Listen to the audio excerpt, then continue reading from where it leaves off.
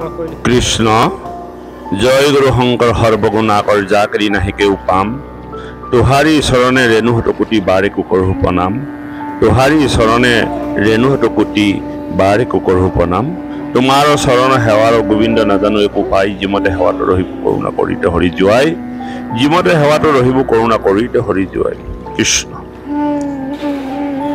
কৃষ্ণ কলিযুগৰ নৰনাৰায়ণ স্বৰূপ বা সমস্ত ভক্তি স্বৰূপা ত্ৰিবেণী গংগা সদৃশ আইসকল আমি সমস্ত জনক ওচৰত সেৱা নিবেদন জনাইছোঁ বহুদিনৰ এটা প্ৰবল হেঁপাহ আছিল কৃপালু মাধৱ মহাপুৰুষজনাৰ হস্তৰ দ্বাৰা এগছি বন্তি প্ৰজ্বলিত হৈ আছে অসমৰ পবিত্ৰ ভূমি যোৰহাট জিলাৰ অন্তৰ্গত ঢেকেখোৱা বৰনামঘৰত বহুদিনৰ পৰা ভাবি আছিলোঁ ঢেকেখোৱা বৰনামঘৰত প্ৰৱেশ কৰিম ভকতসকলৰ পদৰেণু শিৰত অৱগাহন কৰিম ভগৱন্তই যেতিয়ালৈকে আমন্ত্ৰণ নিদিয়ে তেতিয়ালৈকে তেনে পবিত্ৰ কৰ্মৰ সাধন কৰিবলৈ সক্ষম নহয় যোৱা ইংৰাজী 10 আগষ্ট 2024 শাওণ মাহৰ 25 তাৰিখ ষষ্ঠী তিথিনাখনি আমাৰ জীৱনলৈ সৌভাগ্য আহিল ভগৱন্তই আমাক আমন্ত্ৰণ জনালে সমস্ত পৰিয়ালবৰ্গৰ সৈতে আমি এই পবিত্ৰ স্থানত উপস্থিত হৈ মনতে প্ৰভুৰ চৰণত ধূপ দীপ সহিতে এভাগি শৰাই অৰ্পণ কৰিম বুলি ভাবি যথাসাধ্যে আমি নামঘৰৰ প্ৰৱেশ দ্বাৰাইদি গতি কৰিলোঁ লগত গৈছিল আমাৰ পুত্ৰ প্ৰীতম বৰা কন্যা ভাইজাসহ সমস্ত পৰিয়ালবৰ্গ আৰু এই সমস্ত পৰিয়ালবৰ্গৰ লগত আমি আমাৰ শিৱসাগৰ ডিমৌত শ্ৰদ্ধাৰ বাইদেউভিন্দ আছিল তেখেতলোককো আমি লগ ধৰি লৈ গ'লোঁ আমি পৰম শ্ৰদ্ধাৰে হাত মুখ ধুই নামঘৰৰ চৌহদত প্ৰৱেশ কৰিলোঁ নামঘৰৰ চৌহদত প্ৰৱেশ কৰি মন প্ৰাণ জোৰ পৰি গৈছিল কেৱল চাৰিওফালে আমি গতি কৰিছিলোঁ চাইছিলোঁ ইমান সুন্দৰভাৱে নামঘৰ ভাগি ৰাখিছে গুৰুজনাৰ কি অৱদান ভগৱন্তৰ কৃপা নহ'লে গুৰুজনাৰ কৃপা নহ'লে এনে পবিত্ৰ স্থান পবিত্ৰ হৈ নাথাকে সেই অনুষ্ঠানত য'ত শৰাই সঁফুৰা দিব লাগে আমি তাত সমস্তজনে শৰাই সঁফুৰাৰ দ্ৰব্যকাৰণ জমা কৰিলোঁ তেখেতলোকে আমাক পৰামৰ্শ দিলে যে বন্তি প্ৰজ্বলন কৰা ঠাই বেলেগ আছে আৰু সমস্তজনে আমি প্ৰত্যেকে এগছি এগছি ভগৱন্তৰ চৰণত মিঠাতেলৰ চাকি প্ৰজ্বলন কৰিলোঁ ধূপ কৰিলোঁ ধূপ প্ৰজ্বলিত কৰিলোঁ প্ৰকৃতাৰ্থে ভগৱন্তৰ চৰণতে বন্তিগছি জ্বলোৱা হৈছে নামঘৰ চৌহদ ধোঁৱাৰে লেতেৰা হ'ব বুলি ভাবি বন্তি জ্বলোৱাৰ কাৰণে স্থান নিৰ্ণয় কৰি দিছে তাৰ পাছতে আমি নামঘৰৰ কৰ্তৃপক্ষই আমাক এভাগি জলযোগ চাহ খাবৰ বাবে আমন্ত্ৰণ জনাইছিল কিন্তু আমি নগ'লোঁ নামৰ সময় হৈছিল লগে লগে আমি নাম অনুষ্ঠানত অংশগ্ৰহণ কৰিলোঁ তেখেতলোকে আমাক আমন্ত্ৰণ দিলে ভাল লাগিলে আমি নামত অংশগ্ৰহণ কৰি আছোঁ এয়া আপোনালোকে দেখিবলৈ পাইছে আমাৰ পাছলৈ আমাৰ পৰিয়ালবৰ্গ সমস্তজনে শাৰী পাতি ভগৱন্তৰ নামৰ তালে তালে হৃদয় ৰোমাঞ্চিত হৈ ভগৱন্তৰ চৰণত একাকাৰ হৈ যোৱাৰ ব্যৱস্থা পৰম আনন্দ মনে নামাচাৰ্যই নামৰ আঁত ধৰিছে আমিও তেখেতৰ লগে লগে আওৰাই গৈছোঁ এয়া আপোনাসৱক আমি দেখুৱাইছোঁ কিয়দাংশ সুন্দৰভাৱে নামৰ তাল নামৰ লয়ে ভগৱন্তৰ চৰণত নাম আৰু ভগৱন্ত যেন একেকাৰ ভকত আৰু নাম যেন একেকাৰ যেন কৃপালু মাধৱ মহাপুৰুষজনা সেই স্থানত উপবিষ্ট হৈ আছে তেওঁ দি যোৱা একশৰণ হৰিনাম ধৰ্মৰ যি ব্যৱস্থাপনা আজি ঢেকেখোৱা বৰনামঘৰত তাৰে প্ৰমাণ তাৰে আদৰ্শ এই জগতত ৰৈ গ'ল সমস্ত তীৰ্থযাত্ৰীসকলে আহি পবিত্ৰ ভাদ মাহত উল্লাস মালসেৰে নাম অনুষ্ঠানত অংশগ্ৰহণ কৰে আমিও ভাবিছিলোঁ ভাদ মাহতে যাম বুলি কিন্তু ভাদ মাহত যথেষ্ট ভকত বৈষ্ণৱৰ সমাগম হ'ব বুলি ভাবি আৰু আমাক কৈছিল বহু লোকে যে ভাদ মাহত যদি যায় তেন্তে আপোনালোকে প্ৰত্যেকটো অনুষ্ঠান বা ঢেকীয়াখোৱা বৰনামঘৰ চৌহদভাগে আপোনালোকে ভালকৈ দৰ্শন কৰিবলৈ সুযোগ নাপাব। সেয়েহে আমি ভাদ মাহৰ আগে আগে শাওণ মাহৰ 25 তাৰিখে ষষ্ঠী তিথিনাখনি আমি সুদূৰ চিলাপথাৰৰ পৰা গতি কৰিলোঁ। 10 বজাৰ লগে লগে আমি সেই অনুষ্ঠান পালোঁ আৰু তাত আমি নাম অনুষ্ঠানত অংশগ্ৰহণ কৰিবলৈ পাই নিজকে জীৱনৰ সৌভাগ্য বুলি অনুভৱ হৈছে। আমি অধম বৰ্বৰ পাপেৰে ভৰি আছে আমাৰ হৃদয়বিলাক। আমি তেনে এক পবিত্ৰ স্থানত উপস্থিত হৈ ভগৱন্তৰ নামৰ দ্বাৰা এক বিন্দু কৃপা হ'ব বুলি ভাবি তেওঁৰ নামেৰে হৃদয়ত থকা মলিনতাখিনি দূৰ কৰিবলৈ যৎপৰোনাস্তি চেষ্টা কৰিলোঁ। বাৰে বাৰে ভগৱন্তৰ চৰণত শৰণে পখিছোঁ যেন তেওঁৰ নামৰ ধ্বনিয়ে কৰ্ণপথে প্ৰৱেশ কৰি হৃদয়ৰ মলিনতাখিনি দূৰ কৰি ভক্তিৰ প্ৰতি ভগৱন্তৰ চৰণৰ প্ৰতি যাতে আগ্ৰহী হওঁ। সমস্ত পৰিয়ালক যাতে ভগৱন্তে কৃপা কৰে।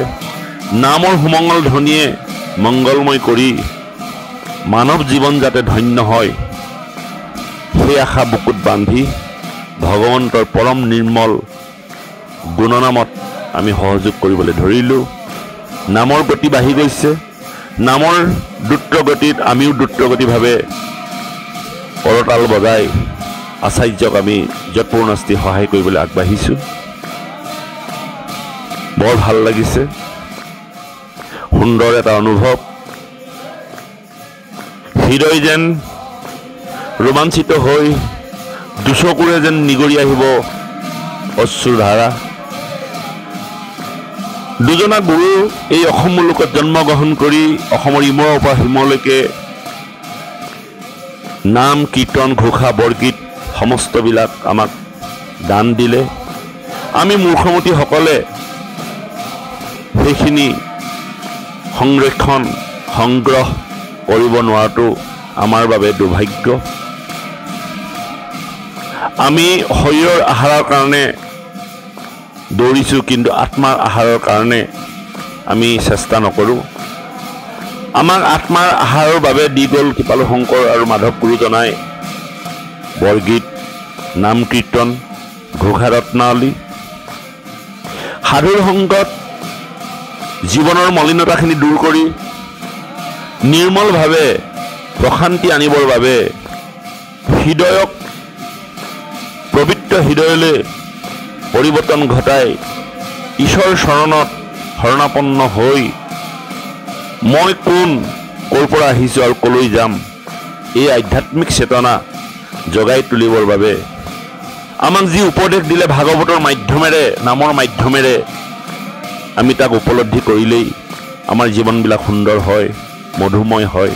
কিন্তু আমি ভোগৰ পাছেৰে দৌৰি দৌৰি আজি আমি সমস্তজনে সুখ বিচাৰোঁতে পাই সংসাৰৰ দুখৰ উপৰি দুখ, কেৱল দুখৰ যন্ত্ৰণাৰ বোজাটো লৈ ফুৰিছোঁ। সেয়েহে পৰম অনুভূতিৰে পবিত্ৰ স্থানত উপবিষ্ট হৈ ভকতৰ সংগত নাম কীৰ্তন কৰি নিজকে মানৱ জীৱন সফল হ'ল বুলি অনুভৱ হৈছে। সেই বাপ বৈষ্ণৱ, সেই আইসকল আহিবচোন। ভাদ মাহত 4 প্ৰসংগৰ দ্বাৰা সমস্ত পবিত্ৰ ভূমি নিৰ্মল হৈ থাকে। আকাশে বতাহে ঈশ্বৰৰ ধ্বনিয়ে গছ বিৰিখ পশু পক্ষী কীট পতংগ পৰ্যন্ত পবিত্ৰ কৰে ভগৱন্তৰ নামেৰে। যিমান দূৰলৈকে নামৰ ধ্বনি প্ৰবাহিত হৈছে, সিমান দূৰলৈকে সমস্ত জীৱ উদ্ধাৰ হৈ গৈছে। আমি মৃত্যু নামৰ দিনটো নেদেখোঁ কাৰণে সদায় বহু বছৰ জীয়াই থাকিম বুলি ভাবি ঈশ্বৰৰ ওচৰত আমি শৰণাপন্ন নহওঁ। এয়াই হ'ল আমাৰ অজ্ঞানতা, এয়াই হ'ল আমাৰ মায়াৰ প্ৰভাৱত পৰি আন্ধাৰত আমি ককবকাই থাকোঁ। সাধুৰ সংগত নাম প্ৰসংগৰ দ্বাৰা কি লাভ হয়? এটাই লাভ হয়, হৃদয় নিৰ্মল হয়। কিছু সময়ৰ বাবে বিষয়ৰ সমস্ত জ্বালা যন্ত্ৰণাৰ পৰা আঁতৰি আহি প্ৰভুৰ চৰণত মন নিমগ্ন কৰোৱাই আনন্দিত হৈ থাকিব পৰা ব্যৱস্থাই হ'ল ভগৱন্তৰ নামৰ কীৰ্তন। ইয়াৰ পাছতে ভাগৱত আৰম্ভ হ'ল। সমস্তজনে একচিত্তে একমনে ভাগৱত শ্ৰৱণ কৰিবলৈ লাগিলোঁ। সেইদিনা ভাগৱতৰ পাঠ আছিল পিঠু আৰু বসুমতীৰ মাজত কথোপকথন। বেন ৰজাৰ মৃত্যুৰ পাছত পৃথিৱী দোহন কৰিবৰ বাবে পিঠু ৰজাই আগবাঢ়ি গৈছিল। বসুমতী আই গৰ্ভত সমস্ত লোপ পাইছিল, শস্য মৎস্য গছ বিৰিখ। পিঠু ৰজাই ৰাজত্ব কৰিবৰ বাবে, প্ৰজাক পালন কৰিবৰ বাবে পৃথিৱীৰ পৰা সমস্তখিনি বিচাৰিছিল আৰু পৃথিৱীয়ে পিঠু ৰজাক প্ৰণাম জনাই কৈছিল যে তুমি দোহন কৰা সমস্তখিনি উদ্ধাৰ হ'ব। এই পাঠটি পঢ়িছিল আৰু এই পাঠটিৰ সকলো শব্দ, সকলো বাক্য যদিও আমি উপলব্ধি কৰিব পৰা নাছিলোঁ, কিন্তু অনুমান কৰিছিলোঁ সেই ভাগৱতৰ ধ্বনি, সেই ভাগৱতৰ লয়। ভাগৱত আৰম্ভ কৰিছিল। প্ৰায় আধা ঘণ্টা 1 ঘণ্টা সময় আমি ভাগৱত শ্ৰৱণ কৰিছিলোঁ। তাৰ পাছতে ভাগৱত সামৰাৰ লগে লগে এটা পৰিকল্পিতভাৱে প্ৰসাদ বিতৰণৰ কাৰ্যসূচী আৰম্ভ হ'ল।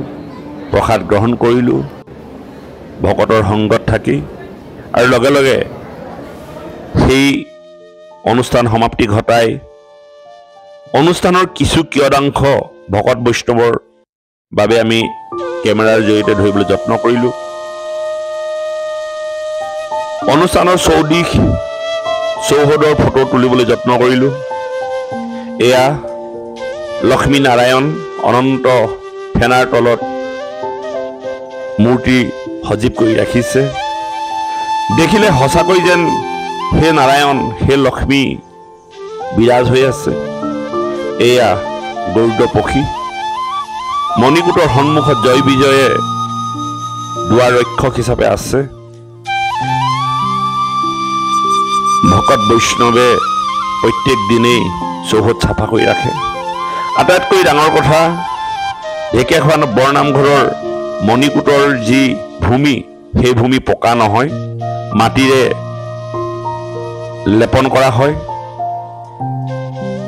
আমি শুনিছিলোঁ ঢেকীয়াখোৱা নামঘৰত এপাহি ঢেকীয়া ফুল আছে, আৰু ঢেকীয়া ফুলপাহ চাবৰ বাবে আমি আগবাঢ়ি গ'লোঁ। ফটো সংৰক্ষণ কৰিব বিচাৰিলোঁ। ঢেকীয়া ফুল দেখা নাই, আৰু আজি ঢেকীয়াখোৱা বৰনামঘৰত সেই ঢেকীয়া ফুলপাহ আমি চালোঁ। ভকতসকলে অলপ অলপ ছিঙি ঘৰলৈ লৈ যায় কাৰণে এটি বাকচৰ দ্বাৰা আবৃত কৰি ৰাখিছে। ওপৰৰ যি দুপাহ ঢেকীয়া ফুল দেখিছে, ইয়াক কিছু লোকে দৰ্শন কৰা, তেওঁলোকৰ জীৱনত প্ৰাপ্য বা প্ৰাপ্তি হোৱা, আৰু সেই ঢেকীয়া ফুল ঘৰত নাৰাখি ঢেকীয়াখোৱা নামঘৰত গতাই দিছিল। আমি ভিতৰৰ অংশলৈ প্ৰৱেশ কৰি দবা, কাঁহ, বাদ্য, দেৱবাদ্যবিলাক আমি দৰ্শন কৰিলোঁ, চালোঁ।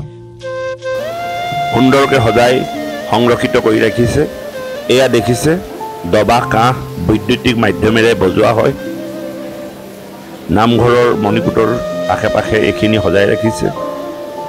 আমি ভিতৰলৈ প্ৰৱেশ কৰি সমস্তখিনি আপোনালোকক দেখুৱাবৰ বাবে ধৰি আনিছোঁ। বহু দবা আছে। যেতিয়া নামৰ অন্তত আশীৰ্বাদ হৈছিল, তেতিয়া সমস্ত দবা বাজি উঠিছিল, বৰকাঁ বাজি উঠিছিল, ঘণ্টি বাজি উঠিছিল, যেন বৈকুণ্ঠৰ পৰাহে ভগৱন্তই আমাক আশীৰ্বাদ কৰিছে, নিৰ্মালি প্ৰদান কৰিছে। এয়া আমাৰ পৰিয়ালবৰ্গই ঢেকীয়া ফুলপাহি দৰ্শন কৰিছে, আৰু এজন ভকতে ঢেকীয়া ফুলপাহৰ বিষয়ে কিছু কথা অৱগত কৰিছে। তেখেতৰ হাতত প্ৰসাদৰ টোপোলা। ইতিমধ্যে নাম অনুষ্ঠান শেষ হৈছে। কৈছে তেখেতে ঢেকীয়া ফুলৰ সবিশেষ।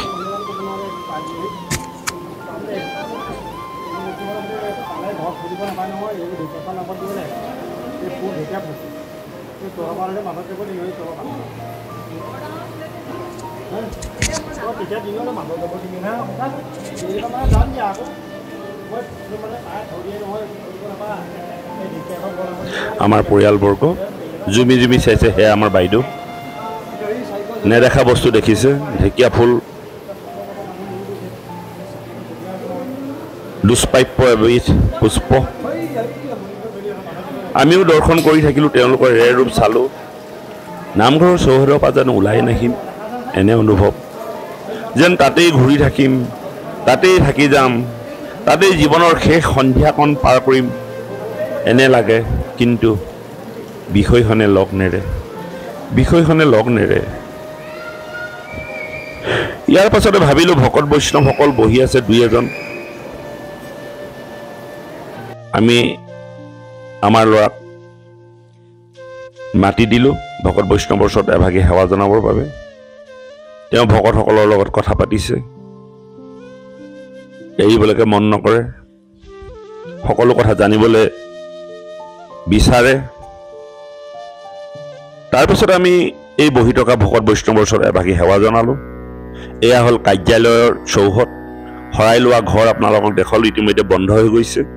বিয়লি 3 বাজিলে, আমি 3 বজাৰ লগে লগে সকলো ভকত বৈষ্ণৱ নামৰ অন্তত গুচি গ'ল। আমি মাত্ৰ চৌহদৰ আশে পাশে কেৱল ঘূৰিছোঁ, যেন সেই দেৱৰ্ষি নাৰদে দ্বাৰকা দৰ্শন কৰিবলৈ গৈ দ্বাৰকাৰ সমৃদ্ধি দেখি সমস্ত পাহৰি গৈছিল। আজি আমাৰ তেনে অনুভৱ হৈছে। ঢেকীয়াখোৱা বৰনামঘৰৰ সমৃদ্ধি চাই চকু পলক নোহোৱাকৈ কেৱল চাই আছো। কিমান সুন্দৰ সৃষ্টি আৰু ইমান পৰিপাটি, ইমান সুন্দৰভাৱে ভকত বৈষ্ণৱৰ বাবে আমাক থৈ গ'ল কৃপালু মাধৱ মহাপুৰুষ গুৰুজনাই। তেওঁ যদি তেওঁৰ পদ্ম হস্তৰ দ্বাৰা সেই বন্তিগজি প্ৰজ্বলিত নকৰিলেহেঁতেন, নিশ্চয় আমি আজি সেই স্থান দৰ্শন কৰিবলৈ নাপালোঁ। তেওঁ একশৰণ হৰিনাম ধৰ্ম প্ৰচাৰ আৰু প্ৰসাৰৰ কাৰণে অসমৰ বিভিন্ন স্থানত ঘূৰি থাকোঁতে আহি সেই পবিত্ৰ স্থানত উপস্থিত হৈ এগৰাকী বুঢ়ী আই ঘৰত নিশাটো কটাব লগা হৈছিল। আৰু নিশাটো কটাওঁতে সেই আইগৰাকী অৰ্থনৈতিকভাৱে বৰ দুৰ্বল। সেই সময়ত হাবি জংঘলৰ পৰা যি দুই এপদ খাদ্যবস্তু সংগ্ৰহ কৰি আনে তাকে দিয়ে। আৰু কৃপালু মাধৱ মহাপুৰুষজনাকো ঢেকীয়াৰ দ্বাৰা অন্ন ব্যঞ্জন দিহা কৰিছিল। এই বৰনামঘৰৰ কাষতে এখনি নদী আছে, যাক বুঢ়ী দিহা বুলি কোৱা হয়। অৰ্থাৎ সেই নদীখনতে কৃপালু মাধৱ মহাপুৰুষজনাক চাউল ধুই ৰাতি দিহা ভাগ কৰিছিল কাৰণে নদীখনৰ নাম দিহা, আৰু বুঢ়ীগৰাকীয়ে দিহা কৰোৱাৰ কাৰণে বুঢ়ী দিহা নাম থলে। মহাপুৰুষ মাধৱ গুৰুজনাই ৰাতিপুৱা গুৰু সেৱা কৰিবৰ বাবে সেই আইগৰাকীৰ ঘৰত কোনো ধৰণৰ গুৰুগৃহ নথকাত 4টা খুঁটি পুতি গুৰু সেৱা কৰিছিল। আৰু কৃপালু মাধৱ মহাপুৰুষ গুৰুজনাক সেই আইগৰাকীয়ে ভৰি ধোৱা মুহাটো আজিও সংৰক্ষণ কৰি ৰাখিছে। এয়া ভৰি ধোৱা মুহাভাগ। এই ভৰি ধোৱা মুহাভাগ আজি সেই বৰনামঘৰ প্ৰতিষ্ঠিত হয় 1528 চনত। 1528 চনৰ পৰাই সেই মহাভাগী সংৰক্ষিত কৰি ৰাখিছে। কৃপালু শংকৰ গুৰুজনা জন্ম হৈছিল 1449 চনত আৰু কৃপালু মাধৱ মহাপুৰুষজনা জন্ম হৈছিল 1489 চনত। কৃপালু শংকৰ গুৰুজনা আৰু মাধৱ গুৰুজনাৰ বয়সৰ ব্যৱধান 40 বছৰ। আৰু এই 40 বছৰ পাছত 1528 চনত যেতিয়া কৃপালু মাধৱ মহাপুৰুষজনৰ বয়স প্ৰায় 40 বছৰ ওচৰা-ওচৰি, তেনে সময়ত একশৰণ হৰিনাম ধৰ্ম প্ৰচাৰ আৰু প্ৰসাৰৰ কাৰণে আহি সেই পবিত্ৰ স্থানত উপস্থিত হৈছিল। উপস্থিত হৈ তেওঁৰ পদ্ম হস্তৰ দ্বাৰা আমাৰ বাবে থৈ গ'ল এক পবিত্ৰ ভূমি, দ্বিতীয় বৈকুণ্ঠপুৰী স্বৰূপ ঢেকীয়াখোৱা বৰনামঘৰ। এয়া দেখিছে আপোনাৰ বাবে প্ৰস্ৰাৱগাৰলৈ অন্যান্য ফলক। যিহেতুকে ভাদ মাহ আহি আছে, ভাদ মাহৰ বাবে ৰাইজৰ অসুবিধা নহ'বৰ বাবে বিভিন্ন ধৰণৰ বেনাৰৰ জৰিয়তে স্থানবিলাক নিৰ্ণয় কৰিছে। শেষত আমি ভগৱন্তৰ শ্ৰীচৰণ লক্ষ্য কৰি 13 চৰণত সেৱাভাগি থৈ আমি বিয়লি 3 বজাৰ লগে লগে নামঘৰৰ প্ৰাংগণ এৰি আহিলোঁ। পুনৰ মনতে পুহি ৰাখিলোঁ, যদি ভগৱন্তই পুনৰবাৰ আকৌ আমাক আমন্ত্ৰণ দিয়ে নিশ্চয় সেই স্থানলৈ যাম। ওলাই আহি আমি চৌহদৰ কিছু দৃশ্য আপোনালোকক দেখুৱাবলৈ যত্ন কৰিলোঁ। এয়া চৌহদৰ দৃশ্য। নিৰ্মাণ কাৰ্য চলি আছে, ভাদ মাহ আহি আছে, চাফ চিকুণ হৈ আছে। ৰাইজৰ সুবিধাৰ্থে বিভিন্ন ধৰণৰ প্ৰস্তুতি চলিছে। নামঘৰৰ সন্মুখ ভাগ টাইলছ লগাই সুন্দৰ কৰিছে। মন প্ৰাণ জোৰ পৰি যায়। এয়া নামঘৰৰ সন্মুখৰ তোৰণ ভাগ। আমি তাতে ৰৈ কিছু দৃশ্যাংশ লৈছোঁ। আহিবচোন, মন প্ৰাণ জোৰ হৈ যাব। বিদেশৰ স্থানবিলাক চোৱাতকৈ অসমৰ কৃপালু শংকৰ মাধৱ গুৰুজনাৰ পবিত্ৰ ভূমিবিলাকো আমি চাব লাগে। অসমতে আমাৰ চাবলগীয়া বহু ঠাই থাকে, কিন্তু আমি অসম এৰি বিদেশলৈ যাত্ৰা কৰোঁ বিদেশৰ তীৰ্থবিলাক চাবৰ কাৰণে। সেইবিলাকো চাব লাগিব, কিন্তু নিজৰ তীৰ্থবিলাক কাষতে থকা অৰ্থৰ ব্যয়বহুল নোহোৱাকৈ যদি আমি চাব পাৰোঁ, তাৰ পাছত ক্ৰমান্বয়ে আমি ভাৰতবৰ্ষ পৃথিৱীৰ অন্যান্য ঠাইলৈ গতি কৰিব পাৰোঁ। এয়া আমি অনুৰোধ জনাইছোঁ। বোলে প্ৰেম প্ৰেম বুলি জগতে বিচাৰিলোঁ, প্ৰেম ঘৰতে আছে। নিজৰ গুৰু নিচিনিলে যান্তনা ভুন যায়, নিজৰ গুৰু চিনিলেহে জীৱই মুক্তি পায়। নিজ গুৰুজনা এই অসম মুলুকত জন্মগ্ৰহণ কৰি জীৱ তাৰণৰ উপায় দি গ'ল, আৰু আমি নিজ গুৰু থাকন্তে গুৰু বিচাৰি আজি হাহাকাৰ। কৃষ্ণ শংকৰ গুৰু হৰি ৰাম ৰাম ৰাম, কৃষ্ণ শংকৰ গুৰু হৰি ৰাম ৰাম। অপৰাধ বিনাশন্ত জুনাম নাৰায়ণ, জানি নাম পখিলো হৰণ, আনগতি নাহিকে মৰণ। অপৰাধ ক্ষমা কৰি তুমি দয়াশীলা হৰি, মোক ৰক্ষা কৰিও চৰণ, মোক ৰক্ষা কৰিও চৰণ। কৃষ্ণ অপৰাধখিনি মাৰ্জনা কৰিব।